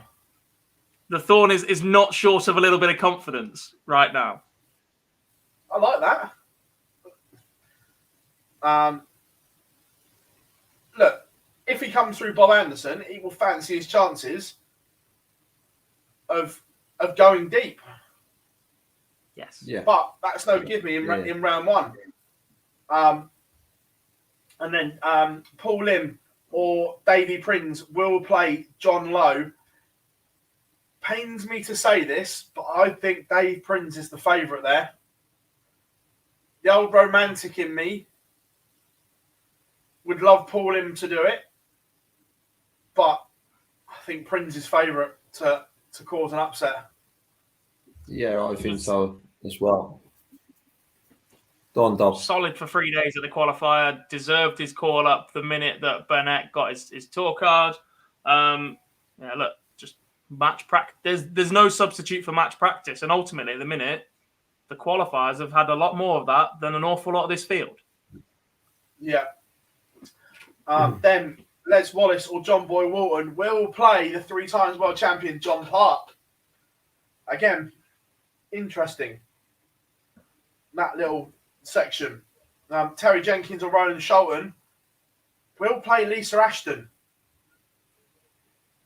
Lisa's going to fancy this now. She comes in, no pressure whatsoever. The shackles are off for the Lancashire Rose. She could do a lot of damage. Looking forward to this one. Then moving down, Alan Warren Little against Larry Butler will play Keith Deller. And look, out of everyone, Gob, Keith Deller has probably put the most work in out of anyone. It certainly appears so. If you're looking for a quick retweet, go to Keith Deller because he's either telling you he's on the practice board or he's flogging something. Just follow his Twitter. But yeah, he certainly looks like he's putting the most practice in. He's been back to Super League from what I understand. He's had a practice with Ryan Meikle. He's taking this very, very seriously. I'll be honest, my knowledge of old darts is not great. So I was watching a documentary on YouTube earlier. Part of that was the Deller versus Bristow final and everything that followed and the fame that sort of got to Keith. And actually, I think if you were to sit down with Keith now and look at that year after he won the World Championship and what happened, it's a little bit Yellow Klassen when he won the BDO as a more recent example, a little bit too much too young without focusing on what comes next. And if you give him the opportunity to go and win more silverware, which he's now got, and go and compete with these boys and go, do you know what? That wasn't a fluke. I went through the top 3 players in the world back then, and I'm going to do similar here from that era. He'll take every opportunity he can. The man's still massively competitive. And then Daryl Fitton against Richie Howson will play Martin Adams. And look, I think Martin Adams makes the final from that bottom half. Yeah, I just think he's the class act, and the fact that he's been playing regularly, I just fancy the Wolf. Yeah, I think in that one, I've not seen much of Fitton, so Howson is probably the one that I can see coming through to play Adams and pushing him at that. But looking at that bottom half, it's hard to disagree with Martin Adams. Because as soon as he gets that win, he's going to be very, very difficult to stop. And obviously, he's going to be one of the top contenders to that one and to lift the first World Seniors. Yeah, completely. But obviously the news doesn't stop there for just the World Seniors, Gob. There's been plenty of noise being made at the moment for the World Seniors. We've got the Open events been announced as well. We've got the Masters. We've got the match play going back to Lakeside as well. Exciting times for the World Seniors. The tour this year looks fantastic. When I popped up for a meeting a couple of weeks ago and got given the piece of paper that outlined the entire year plan, it looked fantastic. It's everything that the players from the qualifiers wanted. It's opportunities to play on TV against the top guys, but it's got your open events to prop them up, to keep them going, playing darts pretty much once a month between now and the back end of the year, which does get a little bit busier with PDC, etc. But the opportunities are there. The first qualifier was bloody competitive, and I think this will only get better and better and better as well.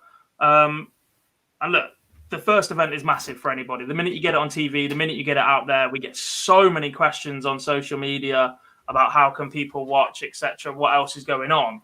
The buzz around it is massive. The amount of people that have said I'm more excited about this than I am about the actual World Championships or the Premier League, etc. going on at the minute, it's superb. Yeah. It is on TV as well. That is possibly the most frequently asked question about at the minute. I'm trying to get a graphic up just so we can put it on social media everywhere because it just answers the question in one. In the UK, it is covered by the BBC digital service. It'll be on the red button, BBC Sport and iPlayer. And then in Germany, Austria and Switzerland, it is on Sport 1. There is no other broadcast deals at the minute. No one else has taken it on. But hopefully, the first event goes superb. They see the interest in it. everywhere around the rest of the world will snap it up for the rest of the events. God, close your ears. If you're in Holland, get a VPN. Use a fake postcode. You can watch it. I'm not allowed to tell people that from the official account. And for all the ones, just to make it even better, use the Ali Pally postcode.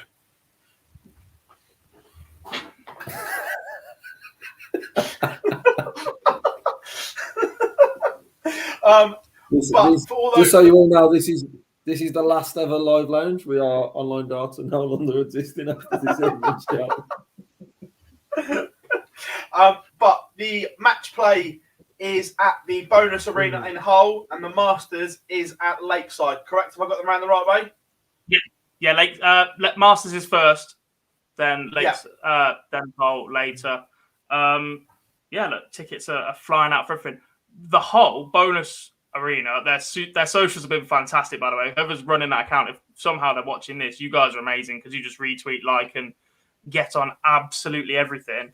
Their tickets are flown out. I think their Saturday night is virtually gone already, and that's a long, long way off. The link for Lakeside tickets is available on the socials. That one is through the Darts Shop website. And then for Circus Tavern, there's still a few tickets left. I think for the Thursday evening, the Friday afternoon, and maybe the Saturday afternoon if you're lucky. For general admission, they're through the phone line through Circus Tavern.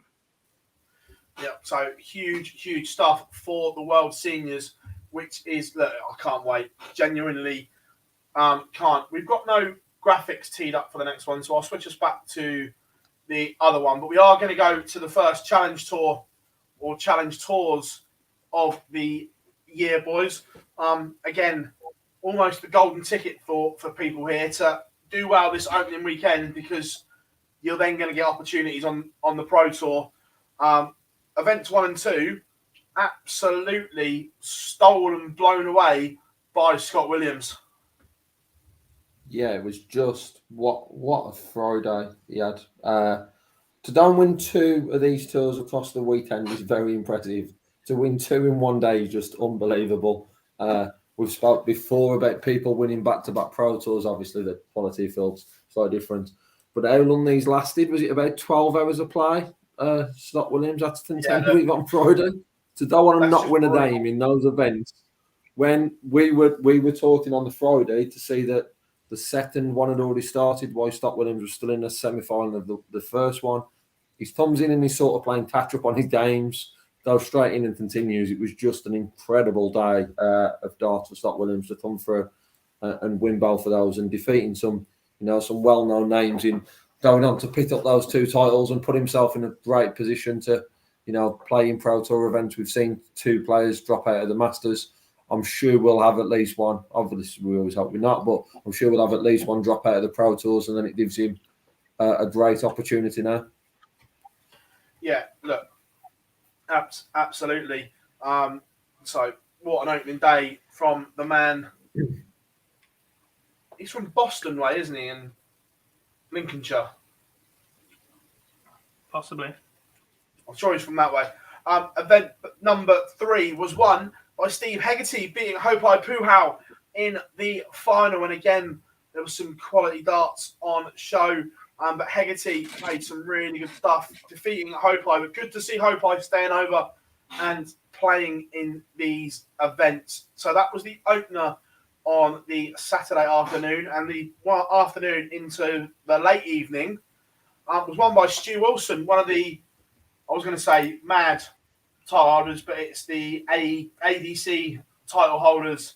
Now, again, we've seen him on the Live League as well, produce some very good stuff, and not a surprise that he come through averaging nearly 94 in the final goal. Yeah, look, it was a good. I watched the final because I actually know Pete pretty well, the man that he beat. I played Super League and stuff. He's a Derbyshire local, a referee from County. He's actually a former cricketer. He played first-class cricket for Derbyshire for a couple of years between 2012 and 2015. Very, very handy player in that, and he's always been stuck between the 2 sports as well. Spent a lot of time practicing with Kyle Anderson. Wayne Pepper used to have a tour card. Aidan Kirk as well, all in very similar sort of area. So, but yeah, Stu Wilson was superb. The fifth leg in that one where he broke Pete was the game changer in that one. But superb performance from both. And then the final one, only one on the Sunday, Boise, and that was won by none other than Jim McEwen. 5-0 victory over Stephen Burton. 97 change average from McEwen. We've seen him do this on the Pro Tour, the Live League. No surprise that the Scotsman picked up a title.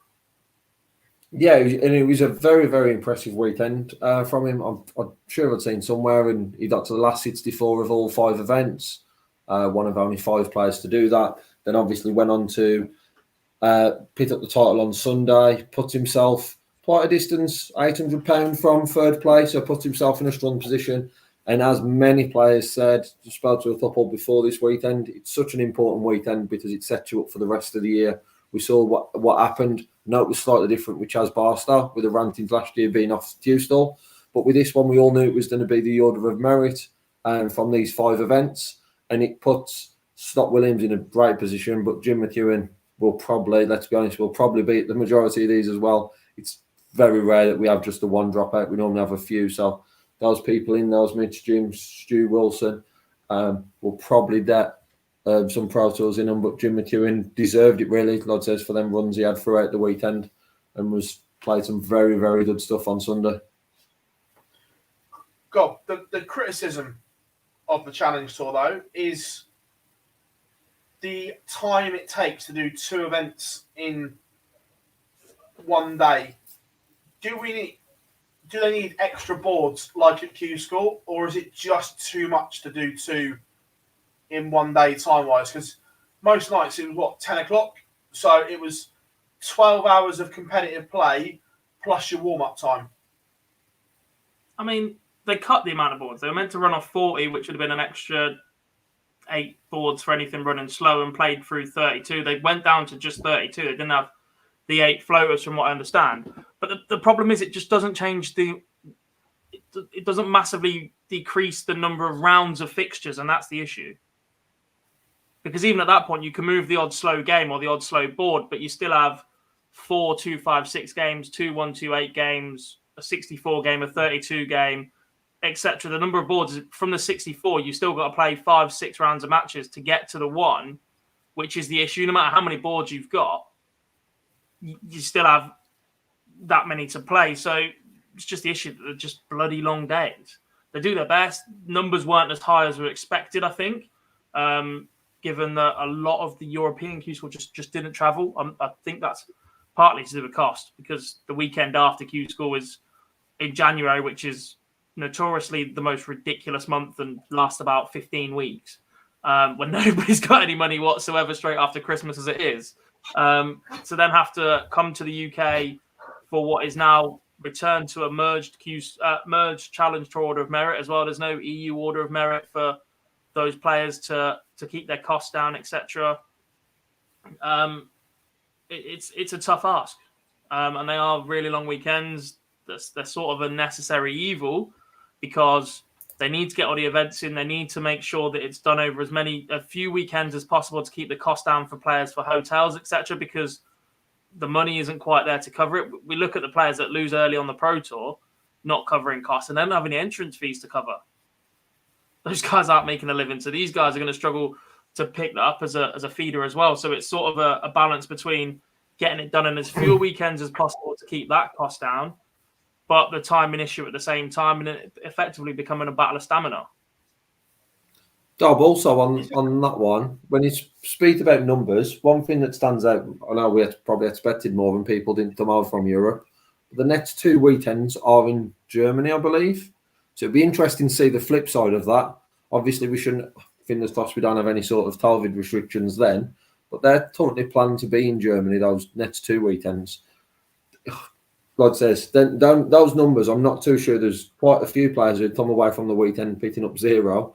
Will they be willing, if they're not got any sort of management company or any sort of backing sponsors, will we see those sort of numbers going over to Germany and playing events where you need to get to the last 64 to even get your money back from just that one event?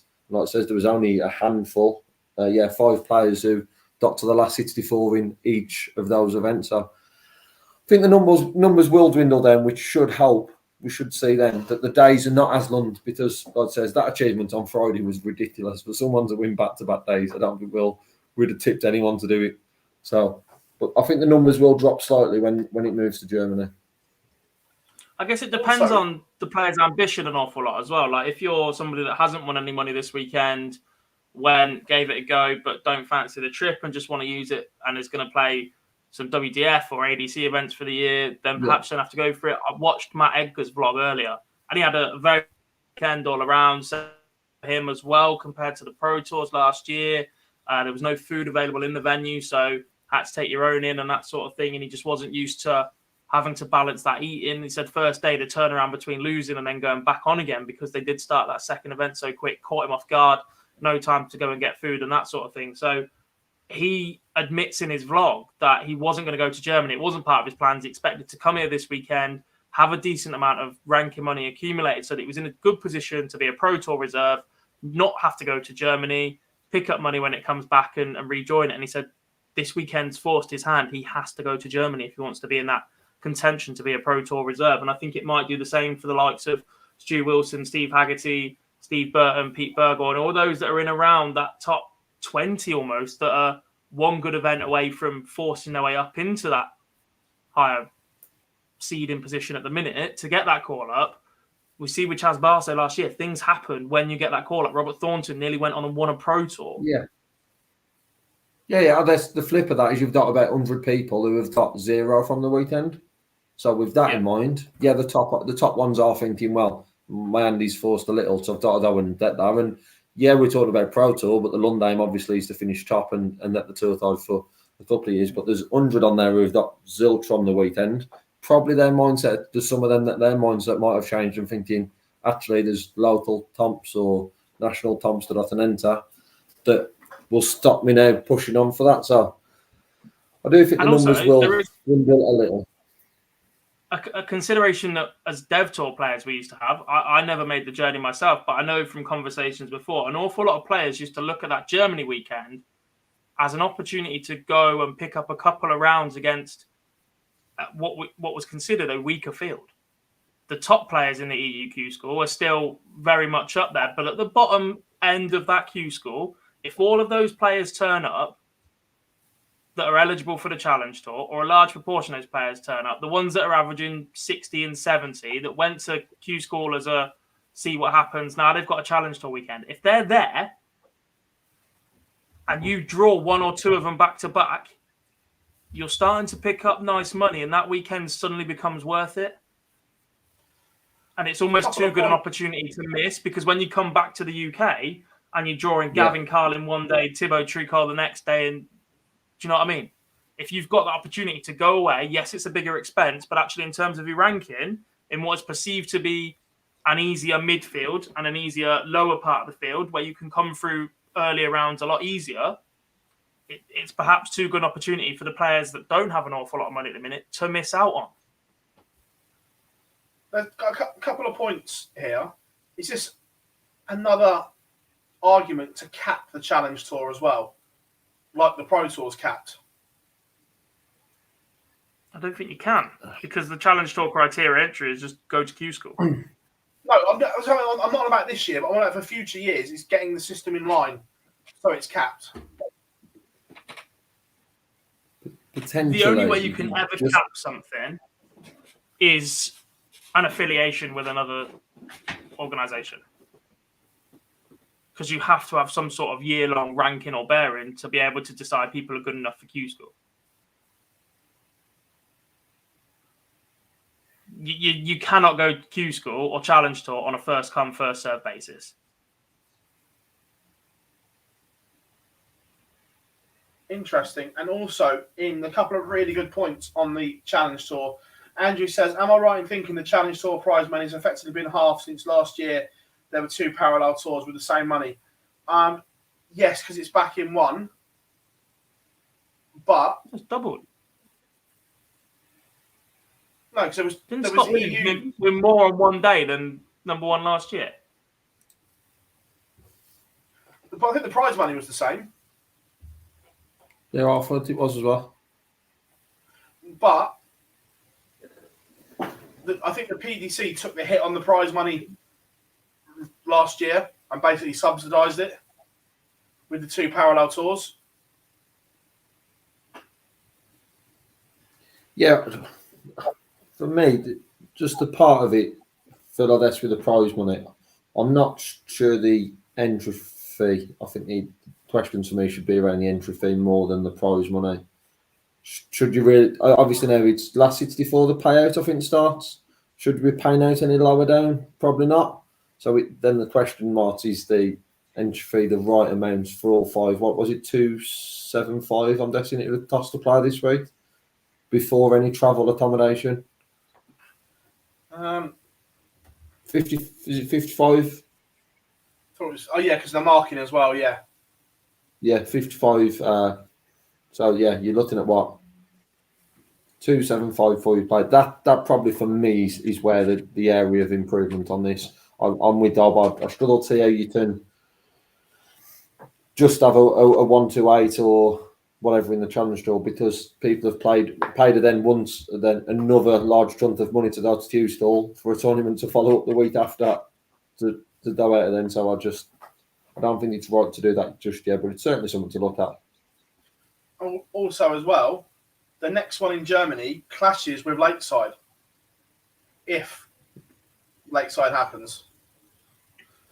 We don't know who's playing yet, so... Yeah. We'll talk about that announcement in a minute. Mace is in the chat room. Hope you are well, buddy. Looking forward to seeing you on Friday. Yeah, look, the clash with Lakeside is not ideal. If Lakeside happens, people like Tricol, obviously Tricol is at Lakeside and had a half-decent challenge tour weekend. Half decent, yeah. I was again a little bit. I just want to see him do more. Just want to see him get over the line. I also want to see France in the World Cup this year. We've known about Tricol for a long time, but Jacques Labra looks superb as well. Do you remember the arguments it caused last year when they picked Brazil with no tour card holders and left out Latvia who had tour card holders? Anyway. You imagine who did they do the same? They leave out someone that's got a tour card for the French. Expand the field and make it all pairs. And show us the results of that survey. I was about to say, no coincidence. I've never seen the results of that survey, is it? Show us the results of that survey. Also, as well, the WDF announced the playing schedule for the ladies and the youth today. Said the men's will be released in due course once, I'm guessing, when they've worked out what they're going to do.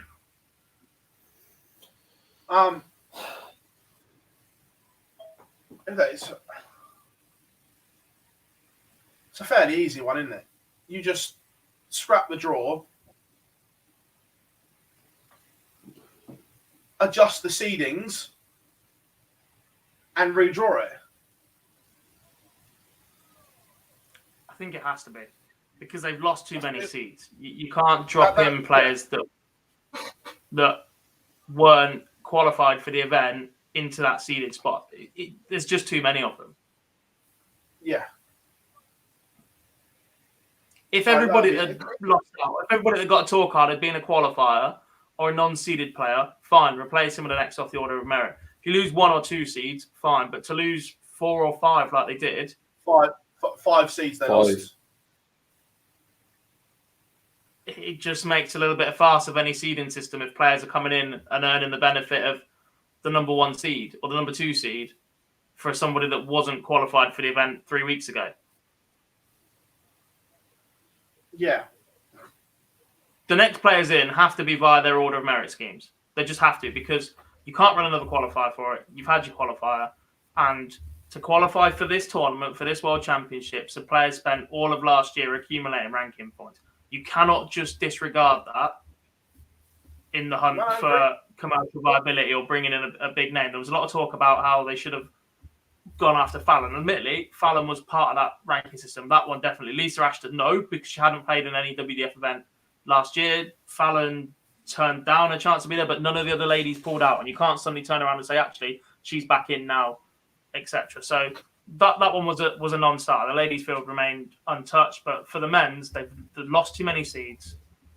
It's a horrible irony that they're going to need a redraw. I just don't see it. Yeah. No, it is. Interesting one here says, should Tricole's loyalty be with the WDF or the Challenge Tour? That all depends on Thibaut Tricole. Only he can answer that question. What he feels he needs to do for his career. What's best for his career. Only he can answer that one, surely. Yeah, I do think it becomes it's a tougher one, depending if his weekend would have been better this weekend and he's sitting in that top 3, maybe. That decision's a lot more difficult than where he's sitting. I know he's 14th and he had a decent weekend. So I don't want to disregard how his weekend went. But if he's in the top 3, it's a completely different conversation than sitting where he is for me. Yeah. World title. Even if he's number 1 currently in there, or number 2. Yeah, say I think Scott Williams has won more money in 2 days than the number 1 on the UK Challenge Tour did last year. In total. There were 12 events last year, 12 different winners. Nobody doubled up. The top 10 or won one, got to another final, and then picked up various prize money to get them to where they were. Scott Williams has already won more than that. He should be comfortably in the next couple of Pro Tours. Better example here then. If you're Jim McEwen, that is second on the order of merit and at Lakeside, what do you do? Lakeside. But if you're chasing the goals, the prize money is guaranteed at Lakeside. You earn more for a week's work there than you do for 3 days' work in Germany. There's still another 3 weekends to follow for the Challenge Tour afterwards.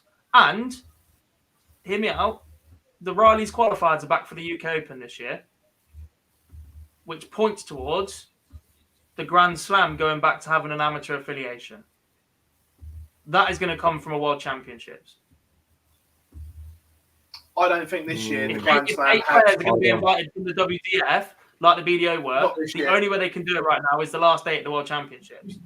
And if there's a chance of that gets you one of the biggest events there is. Look, not saying it's 100% guaranteed. We're anywhere near that for the Slam, personally. But if you're Jim McEwen and you want to be a PDC pro, if that's the end goal, then for me, you have to do the Challenge Tour. Yeah, it depends on what McEwen's end goal is. He was at the World Seniors qualifier as well. I think Jim just wants to play in an opportunity that allows him to earn as much money as possible playing darts. Yeah, and that comes into it. But even World Championship, 25 grand for the winner of the BDF World Championships, or 2 grand for a Challenge Tour.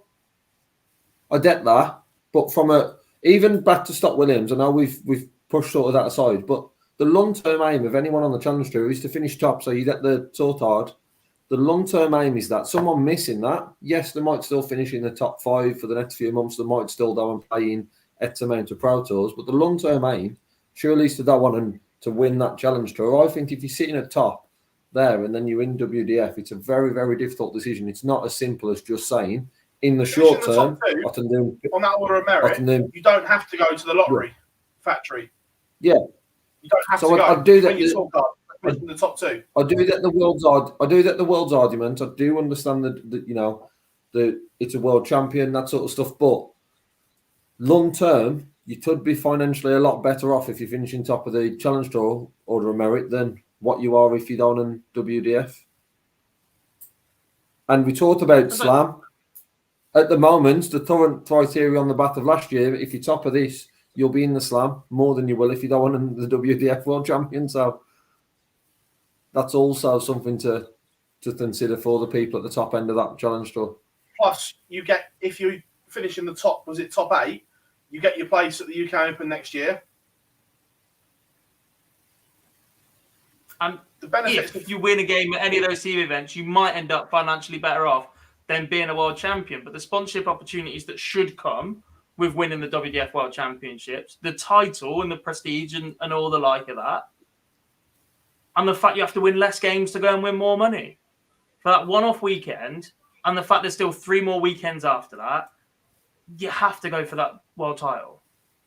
Even if you declare yourself as the amateur world champion, you have to go for it. It all depends on your end goal. If your end goal is to play darts and you're not really that fussed, I agree.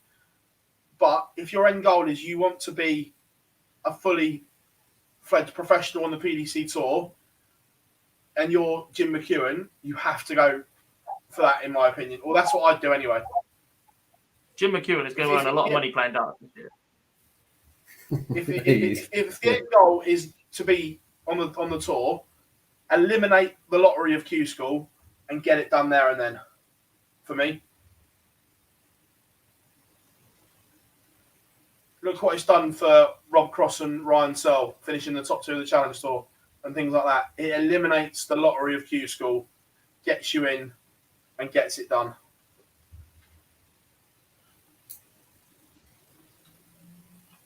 But it's all good. We're going to open up the chat room, as always, for question time. So get your questions in, everyone. What's up, boys? I've really enjoyed tonight so far. It's been good. It's because I'm back.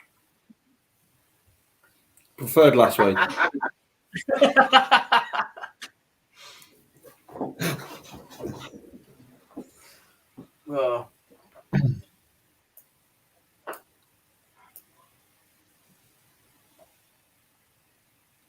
Big Johnny says the WDF's for amateurs. There's nothing wrong with that.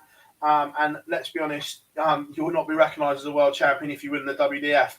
Yeah, no, look, I fully agree that if you just want to play darts and you just want to be an amateur player and plod along, 100% that I haven't got an issue with that. But like I say, if your end goal is to play amongst the elite and get there, then for me, you have to do the Challenge Tour.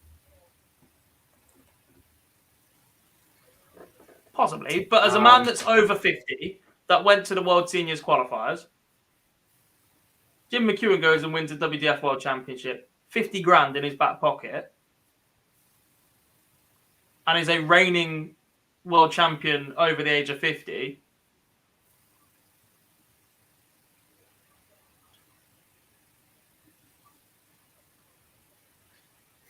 So were you invited to Boris's lockdown party last year? No, I had my own. I know everyone knows my opinion. So yeah, I'm not going to lie. I didn't stick to lockdown rules. Not even going to hide the fact. So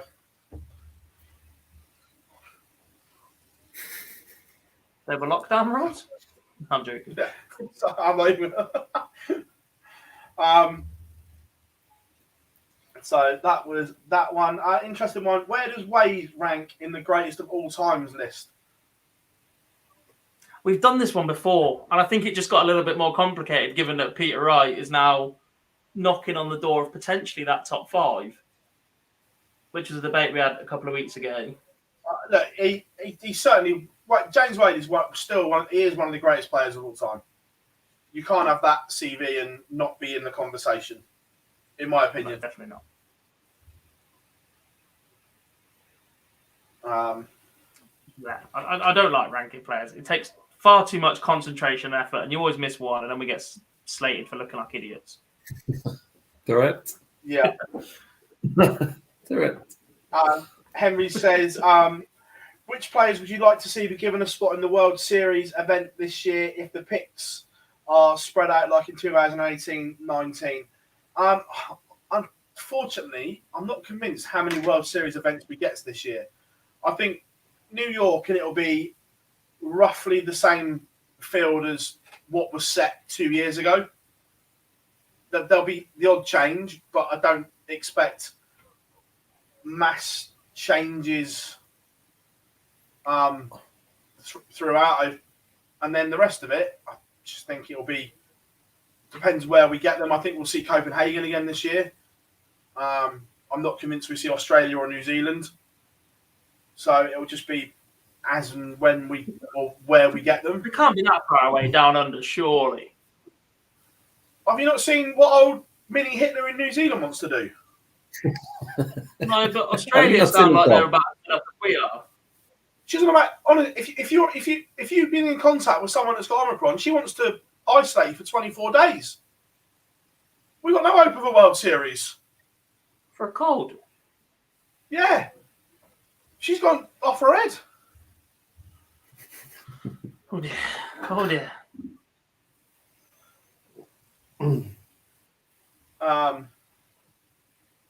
The USA one's the one for me, I think, this year. MSG. Fallon's already going to be there. And given the strength that the CDC produced this year and have still got back home, that's a solid 8 they've got this time out. A solid 8. Well, and this backs onto the question as well. Will the CDC produce a world champion of darts in the next 20 years? I think they'll be knocking on the door 100%. The growth of the game in North America at the moment is on a very, very much upward trajectory. I'm not saying they'll win one, but I certainly think they'll compete or produce players that will compete at the very top end of the game. We've seen that. We've seen that now as well. I think the numbers increasing on the tour is, for me, is the next step for the CDC to see, 6-7 players on the tour regularly, moving up the rankings, breaking into the top 32. Sort of what we're seeing with Germany, those sort of steps. Next 20, it's very difficult because obviously the quality of players we've got coming through to go on and win a world championship. But it's a very interesting part of the world for darts.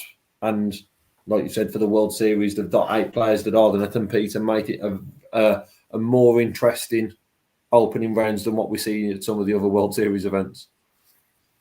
Yeah, completely. Evening, Terence. Where was it? Ben said, why didn't Fallon play on the Challenge Tour this week? She just wanted some time to herself, mate. After the last 2 weeks, she just wanted some time to herself away from darts. A bit like Darren Beveridge as well. He played for the same reason, was just mentally fatigued, tired, and they just want some time to themselves. It's a massive ask to go 7 days at Q School straight to the Challenge Tour within a couple of days, isn't it? Just long, very long. I mean, there's a lot of attention on her. Yeah, so she'll be back for the next. I'm not sure she'll go to Germany, but she'll certainly be back for the sets in the UK. Tommy, are most players good at marking? No.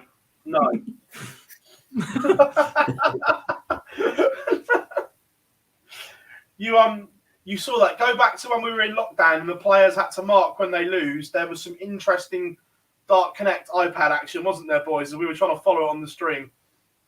Yes. Christ. Most games, not just the odd one.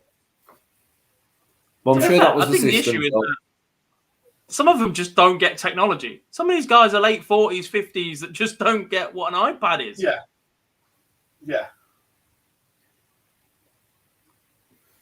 Some of them aren't. Some of them are really good markers, but others, no, they're not.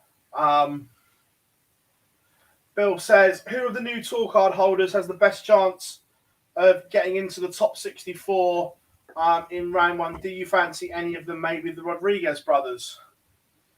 I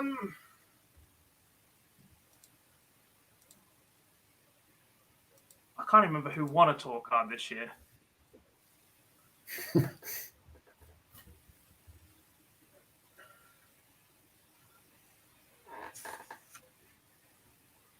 Right, UK. Oh, what a great message I've just had, Phil. I've just had a direct message off the conversation we're having from Jim McEwen. He said, Lakeside for me, pal. If I fall down the Challenge Tour Order of Merit, I have another 10 Challenge Tour events to try and make it up. Plus the fact nobody knows what restrictions will be in Germany then, which is something we didn't consider. And by the way, love the fact that Jim's listening, mate. Hope you are all good and see you on the live league soon.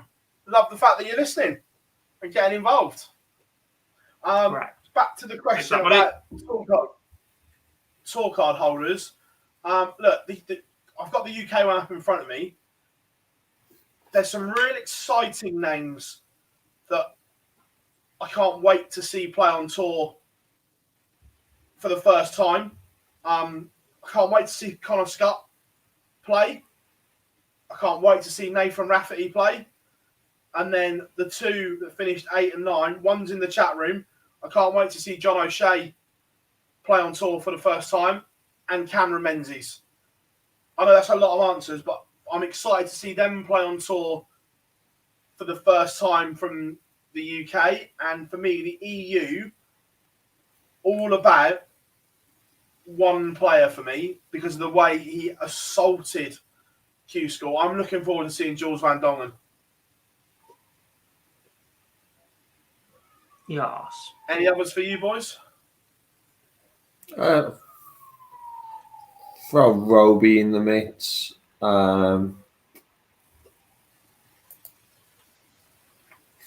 Josh Roth. But the rest of which I think you've mentioned. Obviously, you forgot Mitty Mansell in your names, Phil. Did I?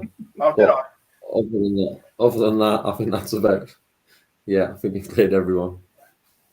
I'm going to sneak one in because technically they won it last year, but hasn't played Pro Tour. Matt Campbell. Yeah, I know, agreed, 100%. Because that answers another question as well. Who do we think is the top North American player right now? I think it's Matt Campbell. Yeah. I think he's superb. Yeah. Even with Jeff Smith already settled on the tour, I just think Matt Campbell's ceiling is a lot better. And I'm Matt Campbell really excites me to watch him play. We saw spells at the World Cup and the Worlds that, again, B game needs work, but A game very exciting. Definitely. Ross Montgomery as well, by the way. The man has made a living for the last 25 years of winning floor events and 1-2-8s and that sort of thing. So keep an eye out for the former Scotland captain.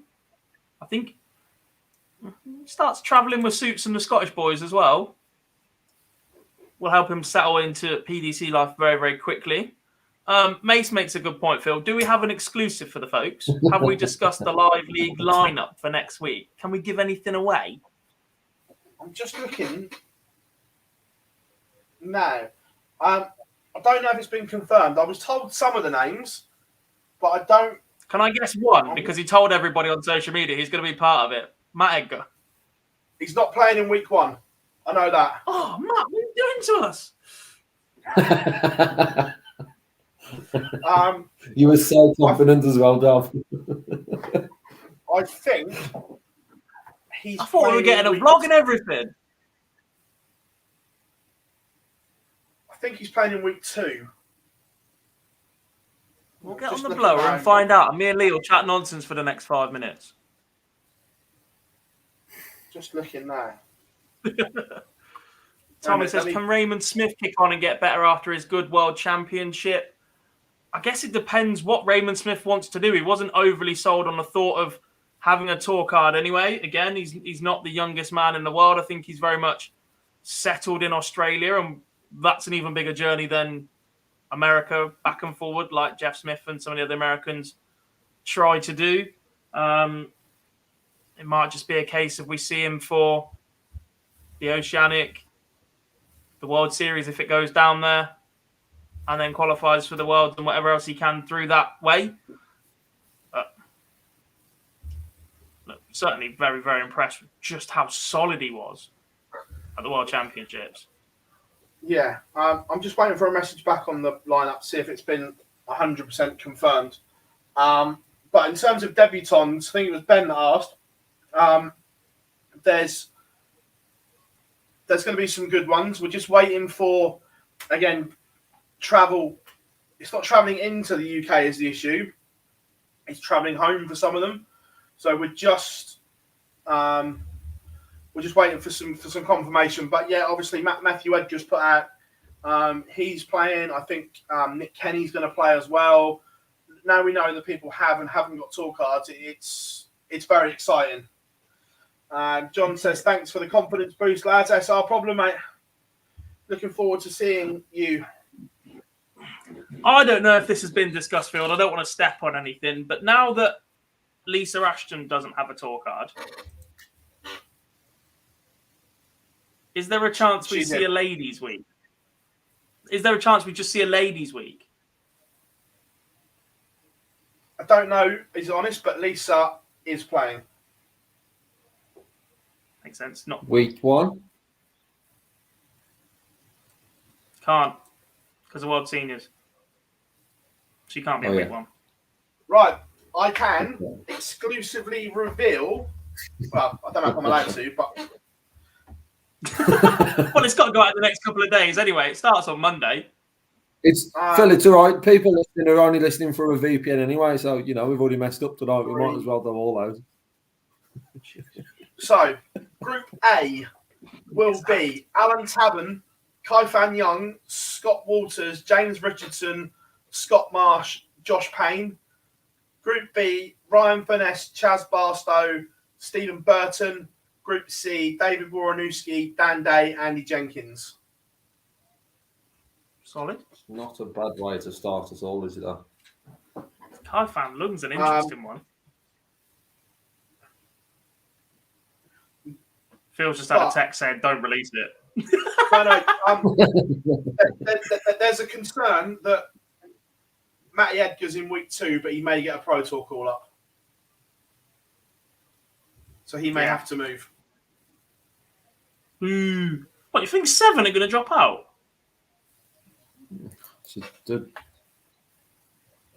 Or it just takes 3 or 4 to drop out, I guess, and then a couple of the Challenge Tour guys not be able to go. Yeah. So proximity to MK as well. And Jim, if you're still listening, I've just seen when you're playing as well. Happy days. Well, I'll tell you what. Week 3 looks a bit tasty. I'm not going to reveal it yet, but week 3 looks good. You can't sit there and tell us that, Phill. I can, because I've got the spreadsheet. No, you can't. But there's an Asian player on the live league. That must be a first. Yeah, it must be actually.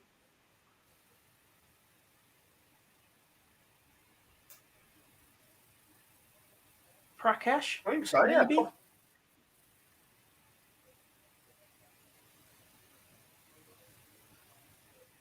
Possibly. Yeah. But yeah, there we go. I'll tell you what, boys. Absolutely loved the live lounge tonight. Been absolutely amazing. Everyone, you guys have absolutely rocks. Remember, we have loads coming up at Online Darts to keep you busy, which is great. Loads going on. We are at MK this coming weekend. The live league returns next week. The World Seniors, it is all go, go, go. So make sure you subscribe and turn notifications on. So it is all good. We are all going to be there at the Circus Tavern.